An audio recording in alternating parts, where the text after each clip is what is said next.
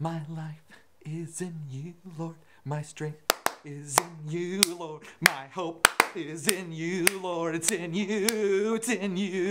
My life is in you, Lord. My strength is in you, Lord. My hope is in you, Lord. It's in you, it's in you. That took a lot out of me.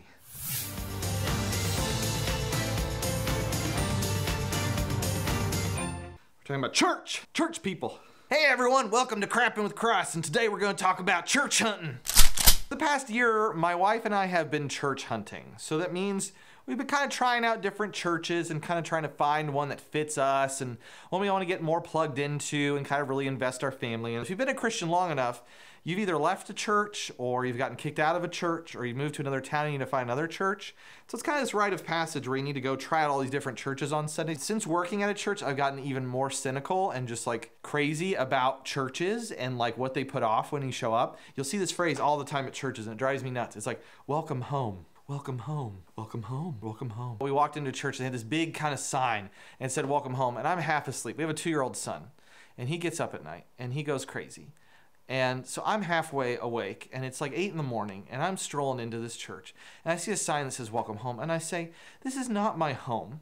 If I was at home, I would be in bed right now, catching up on sleep from my son being a maniac last night. But guess what? No, I'm rolling into church in order to listen to a sermon, to fill my soul. But don't tell me this is my home because that just feels cultish. It just feels like, hey, welcome home. You're going to marry our sister wives and have 15 children. Every time you check out new churches, you have all these people, especially because we have a kid, so we have like a 2-year-old. So we can't just like glide in and have no one notice us because we got to go to people and be like, hi, like we have our son here. Like, where's childcare? Like, where do we put our kid for the next hour so we can listen to your pastor ramble on about something? You know, where's your childcare? And they're like, oh, hi, I'm Cindy. I just absolutely love childcare. I'm going to take you over. Hey, Shannon, why don't you go meet these nice new people and take them over to kids? And so you end up meeting 6 different people before you even get to the kids care to drop off your kid. I just want to taste test your church. I just want to see if it's a place that'll fit for us.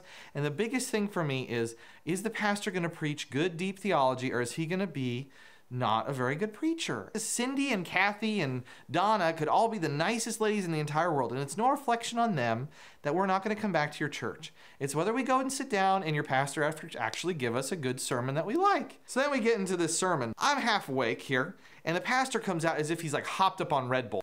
Hey, good morning, everyone. It's Sunday morning. I want to talk about this topic, blah, blah, blah, blah, blah. And I'm just like, dude, you are at a 15. You need to take it down a notch. You need to get down to like 5 or 6 because my eyes still have crust in them, okay? And then he goes on in this crazy energy way for the next hour. You go to a church sometimes and you know that you heard something. You know that words were being said, but that like nothing was really said. You walk out and if someone says, well, what was that about? What'd they say? You'd be like, well, I know words were said, but I can't really tell you exactly what the guy was saying. And that's how I did with that one. And so we ended up walking, picking up our son and we walk out and we didn't go back to that church. We thought we kind of landed on one and then we didn't. And then we kind of thought we landed on another one and we didn't.